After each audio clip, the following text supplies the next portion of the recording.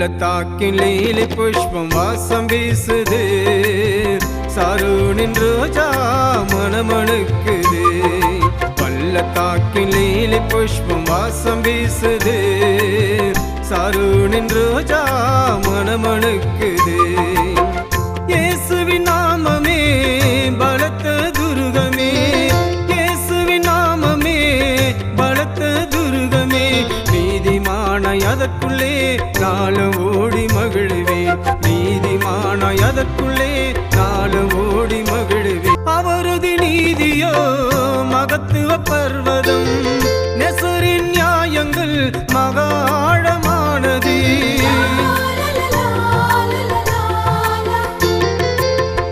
அவரது நீதியோ மகத்துவ பர்வதம், நெசரின் நியாயங்கள் மகா ஆழமானது.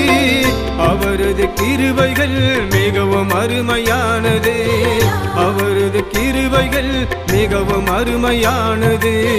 பேரின்ப நதியை நான் தாகம் தீர்க்கிறான், பேரின்ப நதியை நான் தாகம் தீர்க்கிறான்.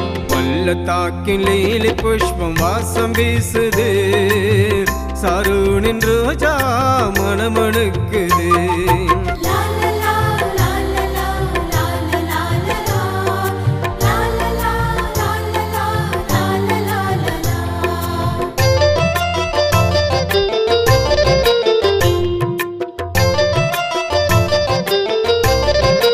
ஆத்துமனேசரின் பரிமள தைலமோ வாசம் நிறைந்தது, மிகவும் இன்பமானது.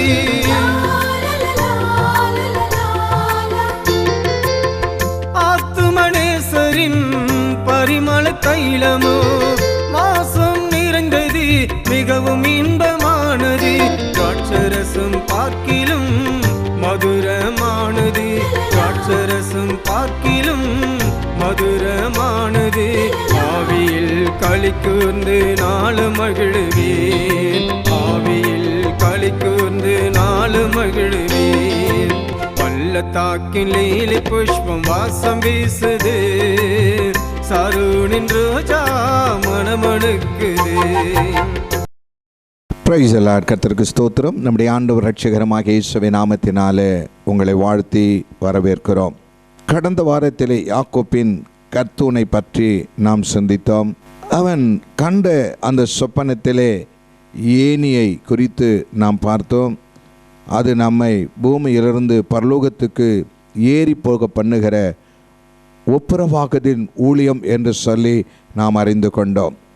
இரண்டாவதாக, அந்த ஏணியில் ஏறுகிறதும் இறங்குவதுமான தூதர்கள் கர்த்தருடைய ஊழியர்கள் என்று நாம் அறிந்து கொண்டோம்.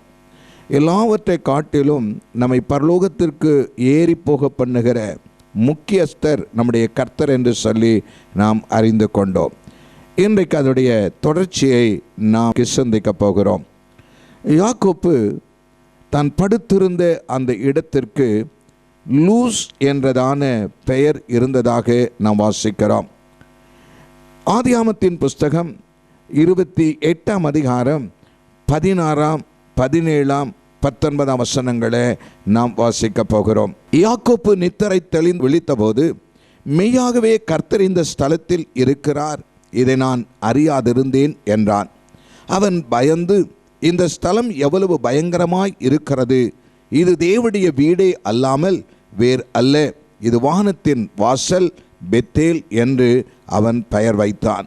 19ஆம் வசனத்திலே அந்த ஸ்தலத்துக்கு பெத்தேல் என்று பெயரிட்டான். அதற்கு முன்னே அவ்வூருக்கு லூஸ் என்னும் பேர் இருந்ததாக நாம் வாசிக்கிறோம். அருமையான கர்த்தருடைய பிள்ளைகளே, இந்த யாக்கோப்பு படுத்து உறங்கின அந்த ஸ்தலத்தினுடைய பெயர் லூஸ் என்று அங்கே பார்க்கிறோம். இந்த இடம் ஒரு வனாந்தரமான ஒரு இடமாக காணப்படுகிறது. தேவன் இந்த பூமியை சிருஷ்டிக்கும் போது வனாந்தரங்களை அவர் சிருஷ்டிக்கவில்லை. அவர் சிருஷ்டித்த அனைத்தையும் நல்லது நல்லது என்று கண்டார் என்று சொல்லி நாம் வேதத்திலே அறிந்து கொள்ளுகிறோம். தேவன் படைத்ததெல்லாம் நன்றதாக இருக்கும் போது தேவன் ஒரு நாளும் வனாந்தரத்தை அவர் சிருஷ்டிக்கவில்லை. நாம் கேட்கலாம், இந்த வனாந்தரம் எப்படி உருவானது என்று சொன்னால், தேவனுடைய சமூகத்தில் காணப்பட்ட லூசிபர் என்று சொல்லப்படுகிற தூதன் அவன் பெருமை கொண்டபடியினால் அவன் விழுந்தான். அவன் விழுகை பூமிக்குள் காணப்பட்டபடியினால் இந்த பூமியானது, இந்த உலகமானது வனாந்தரமாக மாறினதாக நாம் வாசிக்கிறோம். ஏசாவுடைய புஸ்தகம் 14ஆம் அதிகாரம் 17 வசனத்தை வாசிக்கும் போது உலகத்தை வனாந்தரமாக்கி என்று சொல்லி வாசிக்கிறோம். தேவன் நல்லதை சிருஷ்டித்தார், பிசாசோ சாத்தானோ இந்த உலகத்தை வனாந்தரமாக மாற்றியிருக்கிறான். இந்த உலகத்தை அவன் வனாந்தரமாக மாற்றினது மட்டுமல்ல, இந்த உலகத்துக்கு அவன் அதிபதியாகவும் காணப்படுகிறான். யோவான் சுவிசேஷம் 12ஆம் அதிகாரம் 31ஆம் வசனத்திலே வாசிக்கும் போது நம்முடைய ஆண்டவராகிய இயேசு சொல்லுகிறார், இதோ உலகத்தின் அதிபதி வருகிறான் என்று சொல்லி பிசாசுதான் இந்த உலகத்துக்கு அதிபதியாக இருக்கிறான். இந்த உலகத்தை அவன் வனாந்தரமாக மாற்றினது மட்டுமல்ல, அவன் இரண்டாவது இந்த உலகத்துக்கு அதிபதியாக காணப்படுகிறான். மூன்றாவதாக இந்த உலகத்துக்கு அவன் அதிபதியாக மட்டுமல்ல, அவன் பொல்லாங்கனாய் காணப்படுகிறான் என்று சொல்லி 1 யோவானுடைய புஸ்தகம் 5ஆம் அதிகாரம் 19ஆம் வசனத்திலே வாசிக்கிறோம். நாம் தேவனால் உண்டாயிருக்கிறோம் என்றும் உலகம் முழுவதும் பொல்லாங்கனுக்குள் கிடக்கிறது என்றும் அறிந்திருக்கிறோம் என்று வாசிக்கிறோம். அருமையான கர்த்தருடைய பிள்ளைகளே, இந்த உலகமானது பொல்லாங்கனுக்குள், பிசாசுக்குள் இவைகள் காணப்படுகிறது. இந்த பொல்லாங்கனாகிய பிசாசு இந்த உலகத்திலே அவன் பலவிதமான அசுத்தங்களை, பலவிதமான பாவங்களை, பலவிதமான சாபங்களை இந்த உலகத்திலே அவன் வைத்திருக்கிறான். இந்த உலகம் பொல்லாங்கனுக்குள்ளும் பொல்லாத கிரியைகளுக்குள்ளும் பாவத்துக்குள்ளும் அவிழ்ந்து கிடக்கிறது. இந்த யாக்கோப்பு படுத்து உறங்கின அந்த வனாந்தரம் என்று சொல்லப்படுகிற அந்த இடம், அவ்விடத்தில் கற்களை ஒன்றை எடுத்து அவன் தன் தலையின் கீழே வைத்து அங்கே நித்திரை செய்யும்படி படுத்து கொண்டான் என்று சொல்லி ஆதியாமத்தின் புஸ்தகம் 28ஆம் அதிகாரம் 12ஆம் வசனத்திலே நாம் வாசிக்கிறோம். யாக்கோப்பு அந்த லூஸ் என்று சொல்லப்படுகிற அந்த இடத்திலே ஒரு கல்லை எடுத்தது போல நம்முடைய ஆண்டவரும் இரட்சகரமாக இயேசுவும் இந்த உலகத்திலும் உலக இச்சைகளிலும் பொல்லாங்கனுக்குள்ளும் இருந்த நம்மை தேடி வந்து ரட்சித்து அவருடைய பிள்ளைகளாக மாற்றியிருக்கிறார். இந்த உலகத்தின் பிசாசின் வல்லமையில் அகப்பட்டிருந்த நம்மை தேவன் தெரிந்தெடுத்த ஒரு கல்லாக, தெரிந்தெடுக்கப்பட்ட ஒரு தேவனுடைய பிள்ளையாக தேவன் நம்மை மாற்றியிருக்கிறார். நாம் இந்த உலகத்திலே யாக்கோப்பு தெரிந்து கொள்ளப்பட்ட கல்லை போல நாமும் தேவனால் தெரிந்து கொள்ளப்பட்டவர்களாய் நாம் காணப்படுகிறோம். முதலாவதாக நாம் தெரிந்து கொள்ளப்பட்ட கல். எபேசுடைய புஸ்தகம் 1ஆம் அதிகாரம் 4ஆம் வசனத்திலே வாசிக்கும் போது, தமக்கு முன்பாக நாம் அன்பில் பரிசுத்தம் உள்ளவர்களும் குற்றமற்றவர்களுமாய் இருப்பதற்கு அவர் உலக தோற்றத்திற்கு முன்னே கிறிஸ்துவுக்குள் நம்மை தெரிந்து கொண்டபடியே என்று வாசிக்கிறோம். இந்த உலகம் சிருஷ்டிக்கப்படுவதற்கு முன்பதாகவே கிறிஸ்துவுக்குள்ளாக ஆண்டவர் நம்மை தெரிந்தெடுத்திருக்கிறார். இந்த யாக்கோப்பு ஒரு கல்லை தெரிந்து கொண்டது போல தேவனும் உலக தோற்றத்திற்கு முன்னதாகவே ஆண்டவர் நம்மை தெரிந்தெடுத்திருக்கிறபடியினால் தேவன் நம்மை தெரிந்தெடுத்து அவருடைய அன்பினாலும் அவருடைய பரிசுத்த ஜீவிதத்தின் மூலமாகவும் ஆண்டவர் நம்மை மாற்றுகிறார். நாம் அன்பில் பரிசுத்தம் உள்ளவர்களும் குற்றமற்றவர்களுமாய் இருப்பதற்காக தேவன் நம்மை அழைத்திருக்கிறார். நம்மால் இந்த உலகத்தில் பரிசுத்தமாய் வாழ முடியாது, தெய்வத்தின் அன்பிலே நாம் வாழ முடியாது, குற்றமற்றவர்களாக வாழ முடியாது. அதனால தான் ரோமருடைய புஸ்தகம் 5ஆம் அதிகாரம் 5ஆம் வசனத்தின்படி பரிசுத்த ஆவியே ஆண்டவர் நம்முடைய இருதயங்களிலே தேவ அன்பை நம்முடைய இருதயங்களில் ஊற்றப்பட்டிருக்கிறது என்று சொல்லி வாசிக்கிறோம். அருமையான கர்த்தருடைய பிள்ளைகளே, தேவனுடைய அன்பாகிய அந்த பரிசுத்த ஆவியானவர் நமக்குள் கடந்து வரும்போது நாம் அன்பில் பரிசுத்தம் உள்ளவர்களாக குற்றமற்றதான ஒரு ஜீவிதம் செய்யத்தக்கதாக நாம் தேவனால் தெரிந்து கொள்ளப்பட்ட கல்லாக ஆண்டவர் நம்மை மாற்றியிருக்கிறார். உலக தோற்றத்திற்கு முன்னவே உன்னை தாயின் கற்பத்திலே ஆண்டவர் நம்மை தெரிந்தெடுத்திருக்கிறார். நாம் தெரிந்தெடுக்கப்பட்ட கல்.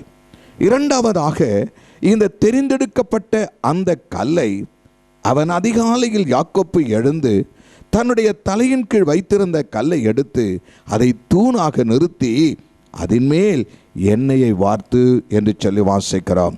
அருமையான கர்த்தருடைய பிள்ளைகளே, தேவன் நம்மை தெரிந்து கொள்ளப்பட்ட கல்லாக ஆண்டவன் அவருடைய சபையிலே ஆண்டவர் நம்மை தூணாக நிறுத்துகிறார், இல்லாவிட்டால் நம்மை ஸ்திரப்படுத்துகிறார் என்று சொல்லி வாசிக்கிறோம்.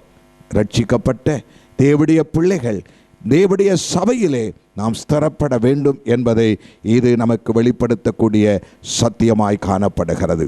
வெளிப்படுத்தின புஸ்தகம் 3ஆம் அதிகாரம் 12ஆம் வசனத்திலே வாசிக்கும் போது, பிலதெல்பியா சபைக்கு எழுதும்போது, ஜெயம் கொள்ளுகிறவன் எவனோ அவனை என் தேவனுடைய ஆலயத்தில் தூணாக்குவேன், அது நின்று அவன் ஒரு காலம் நீங்குவது இல்லை என்று சொல்லி வாசிக்கிறோம்.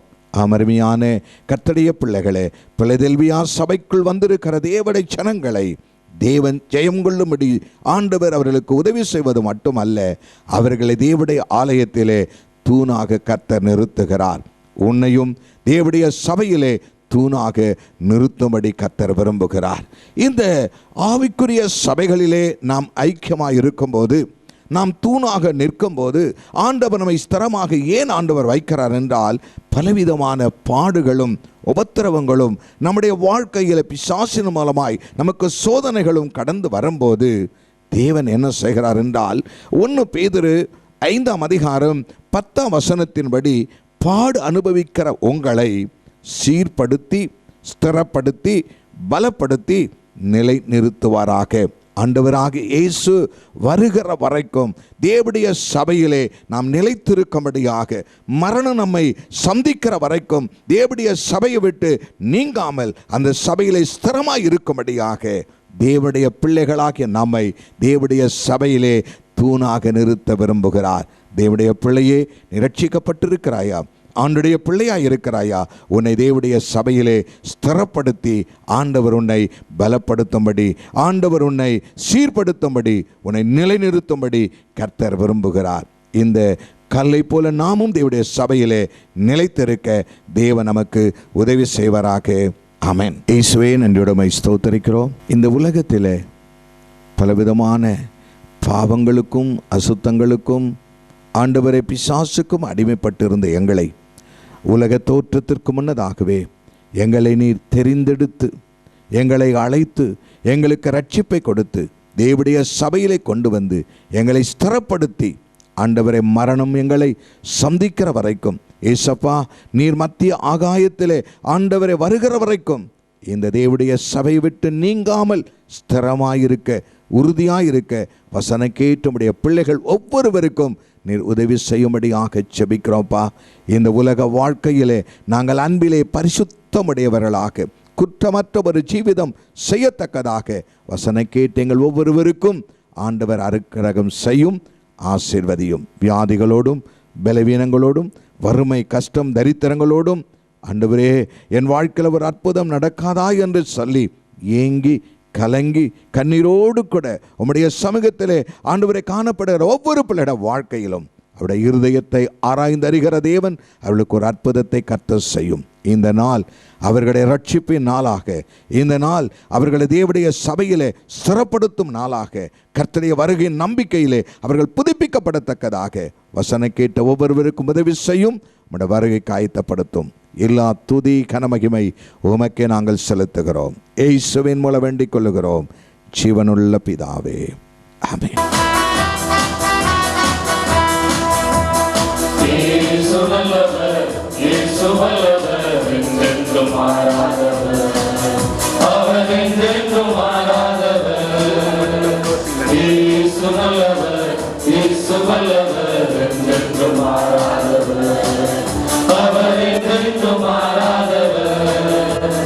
குருடரை கண்களை திறப்பவர் அவர் நல்லவர் நல்லவரே.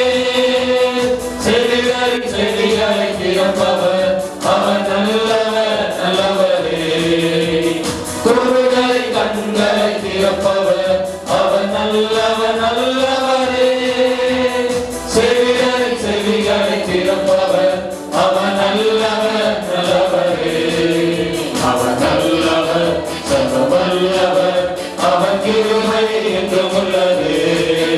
எங்களது வடமாநில ஊழியங்கள் உத்தரப்பிரதேச மாநிலம் சோன்புத்ரா மாவட்டத்தில் பட்டுவாடா என்கிற கிராமத்தில் எங்களது ஊழியங்கள் நடைபெறுகிறது.